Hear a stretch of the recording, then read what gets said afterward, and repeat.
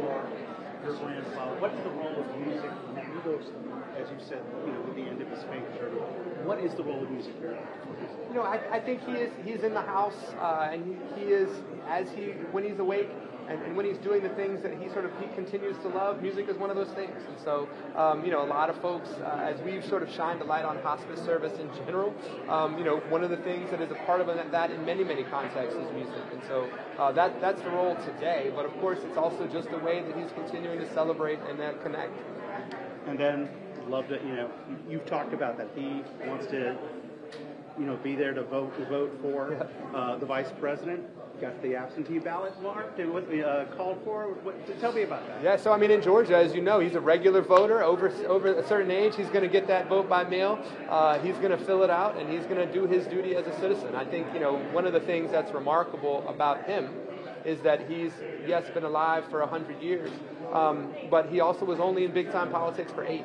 So those other 90-plus years, he's been a citizen, which he thinks of as the greatest title you can have in this country, and he's going to use that opportunity to cast his ballot. Anybody else? Hi. Hey, Kate. How's it going? Good, man. How are you? See you. You too. Maybe just talk to me a little bit about how music is the perfect way to pay tribute to your grandfather.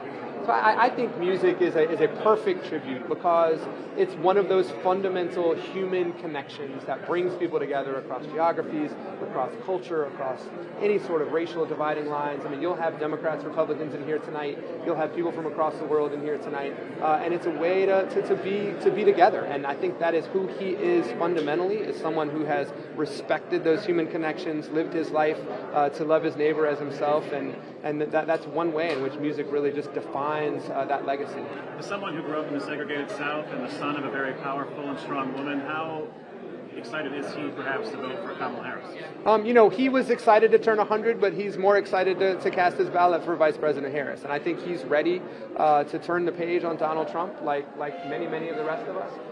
And I also think that he does believe in this historical moment, right? It would be an incredible story at the end of his 100-year life that is continuing on, as we know, to have grown up in the segregated South and for his one of his last political acts to be helping to elect a black woman as a president. I do think it would be important. But I also think he wants to see this country brought back together.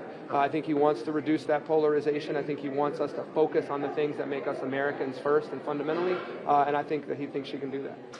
How has the general feeling of the election maybe changed in Georgia since Kamala Harris now has announced the candidate? She's now on the top of the ticket. Well, I think you've seen after President Biden's courageous, almost historical decision to pass the torch, I think you've seen an enormous uptick in energy. You've seen an enormous uptick in, the organization that was in place has been energized in real ways, and you've got a race on our hands here. And I think this election in Georgia is close enough so that it matters what people do, right? The campaign is going to matter, the organizers are going to matter, each voter is going to matter, and I think that's a good place for us to be because it gives us a robust discussion.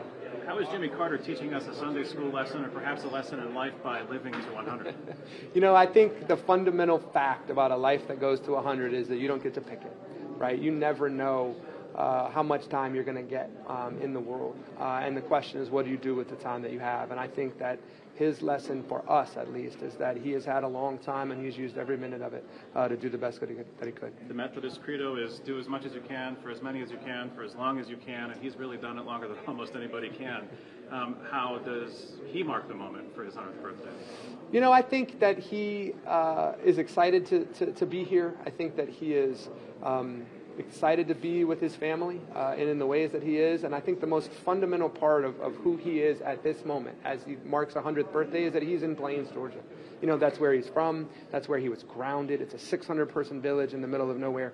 And all of his other work at the end of the road in Africa and Mali and South Sudan has been in those same kinds of 600-person villages. And he feels a kinship there. He feels a connection there. And I think the way that he marks this moment is by being at home.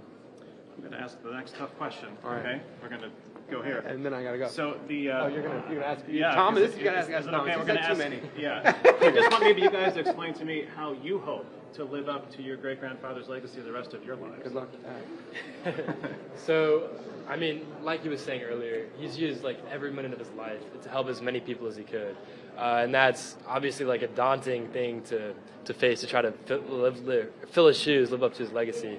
But that's definitely something that both of us would hope to achieve. Yeah. And are you excited to have the opportunity to do that, to sort of follow in his Excited, footsteps? very excited. A little nervous, because it's pretty hard to do. It seems like, but yeah, just to do all that I can to hopefully start to live up to that. Start both of us to try to build up to that point.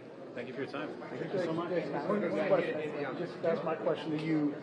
You're bringing your kids up here. Yeah. I know they know about this man behind you, but how he's tied to your grandfather and just Sure. that legacy that he's Sure. seeing how it is. Sure. So Ambassador Young just came in. We're so thrilled, of course, to have him here.